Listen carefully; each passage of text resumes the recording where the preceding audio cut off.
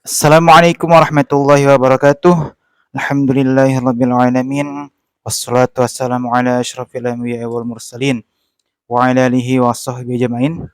Alhamdulillah, puji syukur atas kehadirat Allah Subhanahu wa taala yang telah memberikan kita nikmat, terutama nikmat Islam dan nikmat iman, sehingga kita pada hari ini masih dalam keadaan beragama Islam, masih dalam keadaan sehat walafiat. Alhamdulillah teman-teman, kita masuk kepada pertemuan yang keempat, yaitu adab kepada Allah Subhanahu wa taala. Yang keempat adalah ya, larangan berbuat riya dan sum'ah, ya. Riya dan sum'ah, ya. Nah, apakah yang dimaksud dengan riya itu, ya? Mari kita bahas seperti itu. Yang dimaksud dengan riya, penulis di sini mengatakan bahwasannya riya adalah melakukan suatu amalan agar orang lain bisa melihatnya. Kemudian dengan tujuan untuk memuji, ya, untuk memuji dirinya. Jadi ketika kita itu beramal, ya, kita punya niat nih, ingin dipuji orang. Kita punya niat agar orang yang melihat tersebut, ya, memuji kita. Ya. Maka kita baguskan amalan kita. Kita baguskan ibadah kita agar orang tersebut yang melihat kita bisa memuji kita.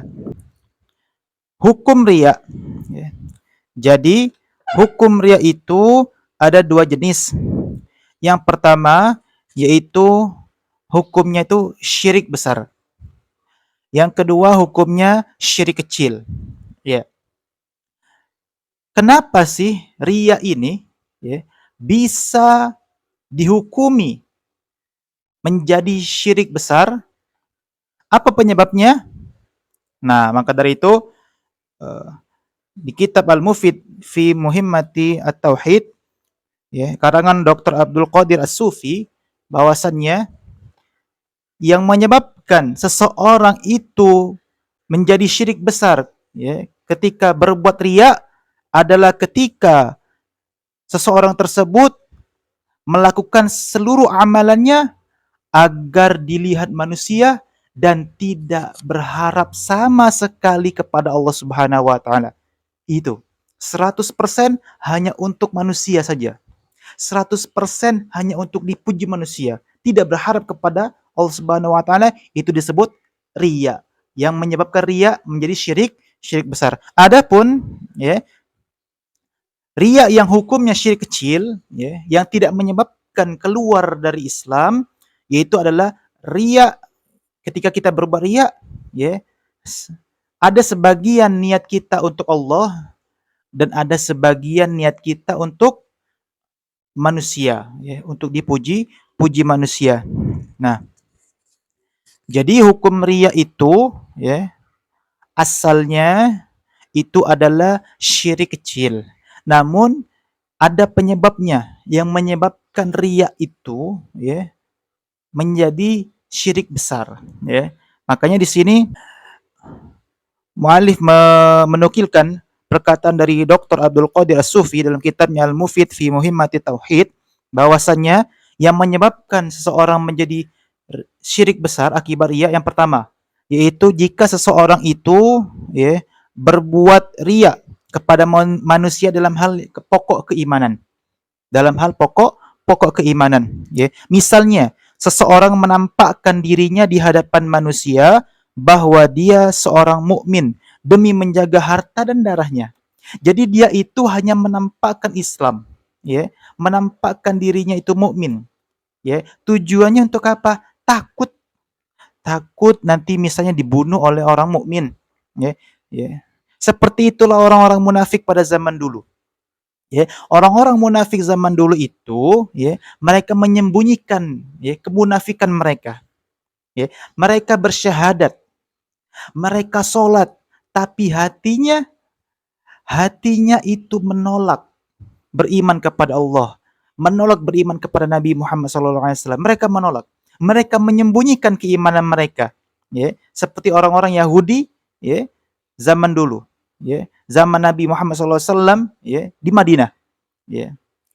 Itu adalah Abdullah bin Ubay bin Salul dan kelompoknya, kelompok Yahudi yang lainnya seperti itu, ya, dan pengikut-pengikutnya. Itulah yang menyebabkan seorang tersebut, ya, syirik besar. Dan syirik besar itu bisa mengeluarkan seseorang dari Islaman. Kemudian yang kedua, ya, yang menyebabkan syirik besar, ya, dari riya itu adalah jika riya, ya, dan sum'ah, ya, nanti kita bahas sum'ah itu apa, itu mendominasi seluruh jenis amalan seseorang. Artinya apa? Ya, ketika kita itu beramal, ya, amalan tersebut, ya, mayoritas niat kita hanya untuk orang. Entah itu ingin dipuji orang, entah itu karena takut kepada orang, entah itu karena takut hukuman, ya, yang diberikan oleh orang lain, maka itu tidak diperbolehkan dalam Islam. Tapi pada intinya, riya itu adalah ingin dipuji seseorang, ingin dipuji seseorang. Jadi kita melakukan sebuah ibadah, tapi kita niatnya untuk dipuji seseorang, ya, ingin dipuji seseorang. Ya. Makanya kita baguskan ibadah kita baguskan sholat kita di depan mertua nih, ya, di depan calon mertua bagus sholatnya, di depan teman-temannya ataupun di depan guru-gurunya dia baguskan sholatnya seperti itu. Maka itu tidak boleh. Jika itu niatnya mendominasi, maka ya, itu termasuk syirik besar. Karena riya itu adalah amalan hati. Riya itu adalah amalan hati. Hati dia yang tahu, ya. Hanya dia dan Allah yang tahu seperti itu. Dan yang ketiga, yang menyebabkan seseorang itu riya menjadi syirik besar, ya, adalah yaitu jika seseorang dalam amalannya lebih dominan menginginkan tujuan dunia dan tidak mengharapkan wajah Allah Subhanahu wa taala, ya. Tadi, ya, riya itu tujuannya untuk dunia saja, ya.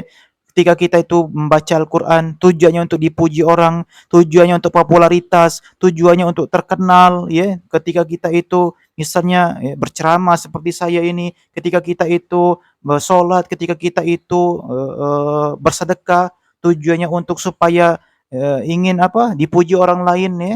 Maka itu termasuk riya, ya. Tujuannya dunia, ingin popularitas, ya, seperti itu. Maka itu tidak diperbolehkan dan itu menyebabkan dari syirik kecil menjadi syirik yang besar dan itu dapat mengeluarkan seseorang dari keislaman. Nah, kemudian bagaimana nih kalau seandainya kita itu ibadah tapi tercampur ada campuran riya, pengen dipuji orang nih. Nah, makanya di sini penulis juga menukilkan pendapatnya dari Dr.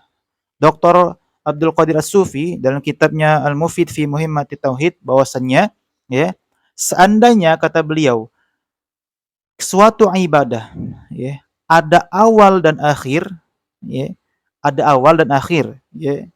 Di tengah-tengah itu kita itu ada perasaan ria atau ingin dipuji, maka cepat-cepatlah hilangkan perasaan ingin dipuji itu. Perasaan ria itu, hilangkan. Contoh, solat. Solat kan ada awal dan akhir. Ya. Takbiratul ihram dan salam akhirnya. Nah, ketika kita itu di tengah-tengah solat, kita itu merasa ingin dipuji, ya, ada perasaan ria dalam hati kita, maka, ya, cepat-cepatlah hilangkan perasaan itu. Cepat-cepatlah hilangkan ria itu. Contoh lain, misalnya puasa. Ya, puasa ada awal dan akhir. Awalnya itu ketika kita itu diawali dengan, ya, sholat subuh, ya, diawali dengan azan subuh sampai maghrib. Nah, ketika kita itu berpuasa di tengah-tengah puasa itu, misalnya di siang hari, pengen dipuji orang atau pengen apapun itu, ya, entah itu dipuji orang, ya, atau pengen dikatakan bagus oleh orang, ya, maka cepat-cepat hilangkan perasaan itu, tepis. Contoh yang lainnya misalnya membaca Al-Qur'an, ya. Ketika kita membaca Al-Qur'an, di tengah-tengah membaca Al-Qur'an itu, ya, terbesit di diri kita, terbesit di dalam hati kita, ya, ingin dipuji orang, ya, ingin disanjung orang, ya, oh suaranya si fulan bagus, oh suaranya ini bagus, ingin ada sesuatu di dalam hati kita seperti itu, maka cepat-cepat hilangkanlah, ya, agar ibadah kita itu, bisa berkualitas, bisa, hanya mengharapkan wajah Allah Subhanahu wa taala. Adapun yang kedua, poin yang kedua, apabila ibadah kita itu tercampur riya, yang ibadahnya tidak ada awal dan akhir, artinya satu kali itu saja terjadi, misal sedekah, ya. Ketika kita itu bersedekah, nih, bersedekah uang 50.000 atau uang 100.000, kita sedekah sama orang tersebut, maka ada perasaan ria pada saat itu, ya. Kemudian dipoto pula misalnya, ingin dipuji orang karena kita sudah bersedekah, misalnya seperti itu, maka ibadah tersebut batal dan kemungkinan besar tidak diterima oleh Allah Subhanahu wa taala. Karena niatnya memang untuk dunia atau niatnya untuk dipuji orang.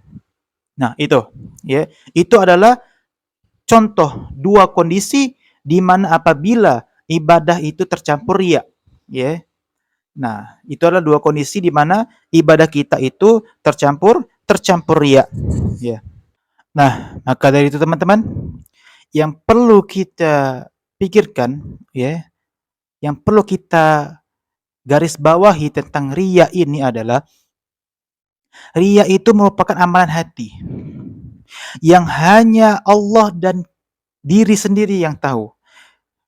Ketika kita melihat seseorang mengupload video, entah itu video mengaji, video ceramah, video apapun itu tentang ibadah, video sedekah, ataupun video zakat, atau apapun yang lainnya, kita tidak tahu apakah dia itu niatnya untuk dipuji, niatnya untuk Allah atau tidak, kita tidak tahu. Kenapa? Karena itu amalan hati. Hanya dia dan Allah yang tahu. Kita tidak bisa memvonis secara zohir, secara nampak kita tidak bisa vonis. Kita tidak bisa vonis suara imam yang merdu, suara azan yang merdu, mereka ingin dipuji atau tidak, kita tidak bisa memvonis, kita tidak bisa menilai. Karena apa? Karena itu ibadah hati. Itu masalah ikhlas atau tidaknya, itu adalah masalah hati masing-masing. Dan hanya Allah dan dia sendiri yang tahu. Seperti itu. Nah, tapi ada tapinya. Menampakkan ibadah, memang belum tentu riya. Tapi pintu gerbang menuju riya. Jadi seperti itu. Menampakkan ibadah itu belum tentu riya, tapi itu merupakan pintu gerbang menuju keriaan. Itu dengan catatan, apabila menampakkan di media sosial seperti itu, yang lebih cepat tersebar kemana-mana, kan seperti itu. Ya mungkin itu saja pembahasan pada pertemuan keempat pada hari ini, tentang riya. Nanti insya Allah di pertemuan kelima kita akan membahas lagi tentang riya, sedikit tentang riya, apa dalil-dalilnya yang dapat menyebabkan dosa, seperti itu. Kemudian sedikit kita membahas tentang sum'ah. Apabila ada kata-kata yang salah, saya mohon maaf, dan kepada Allah saya mohon ampun. Wabillahi taufiq wal hidayah. Wassalamualaikum warahmatullahi wabarakatuh.